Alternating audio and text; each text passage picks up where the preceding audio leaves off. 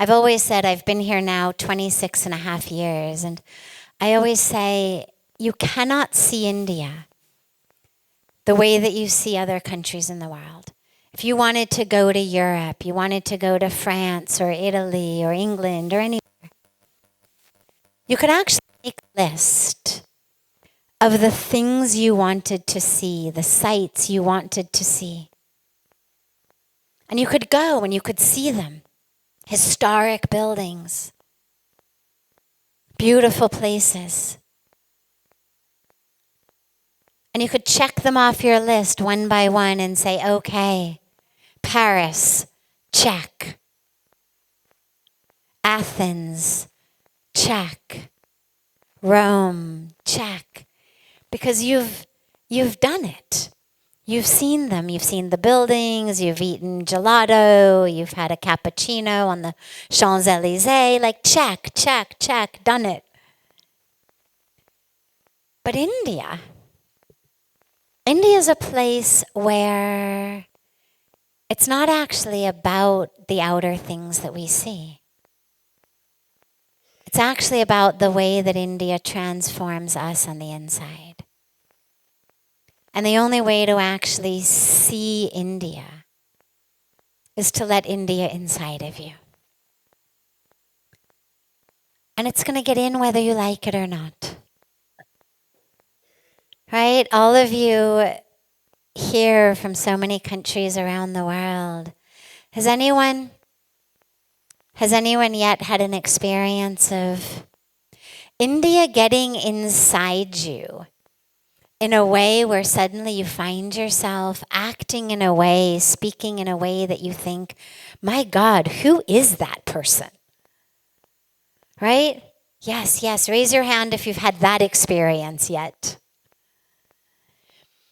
And then raise your hand if you've had an experience where India has gotten inside you in the opposite, the most divine way, where you think, wow, I never knew that I was capable of having that type of experience. Has anyone had one of those yet? All right, a handful of you. Well, you'll have it, I promise. India's a place it gets inside. And it shows you, sometimes in very, very quick, rapid succession, the very worst of yourself and the very best of yourself. And so India is an experience where I know for me, I found myself 1 minute in divine ecstasy, connected to the divine in such a way that I never would have imagined. And then half an hour, 45 minutes later, frustrated, furious, shouting at something, someone. Not recently, thankfully, 26 years has sort of smoothed that out, but a lot in the beginning,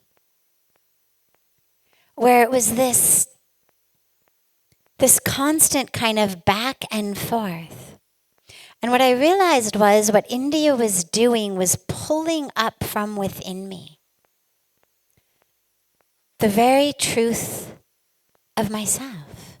Both all of the struggles that I had, the challenges, the illusions, the ignorance, the ego, the attachments. And it was shoving them in my face. Oh, you've got an attachment to people telling you the truth? All right, well, we're just going to throw you in the middle of a world where you can't actually believe anything that anybody tells you. Not that they don't mean it, they do. But I remember, for example, in the beginning,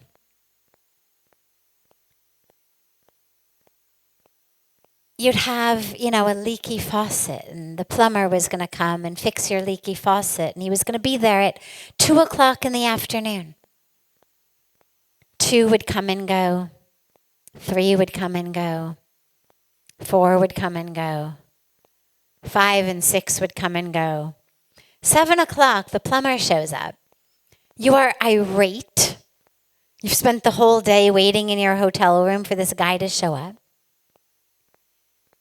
His perspective is, well, I'm here now. What's the problem? But you said, but I'm here. But you said, but ma'am, I'm here now.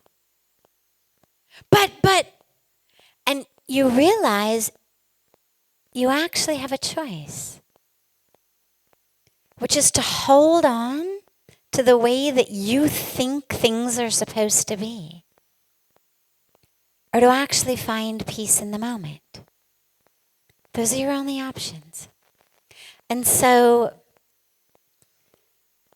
India offers us this beautiful opportunity to really, really let go of all of the ways that we are so attached to who we think we are,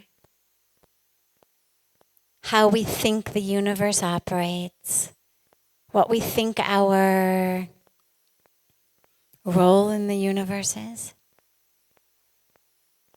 To let go of that. And to actually dive into an experience of being one. Of being one with the divine. Of being one with sacred and holy energies. Of being one with a culture, a tradition that is not just old or ancient, but that is actually timeless, eternal. When we say Sanatan, in Sanatan Dharma, it's eternal. And to actually dive into that. So it's not just Bharat ko deke, it's Swayam ko deke. By looking at India, by seeing India, we actually have the opportunity to see ourselves.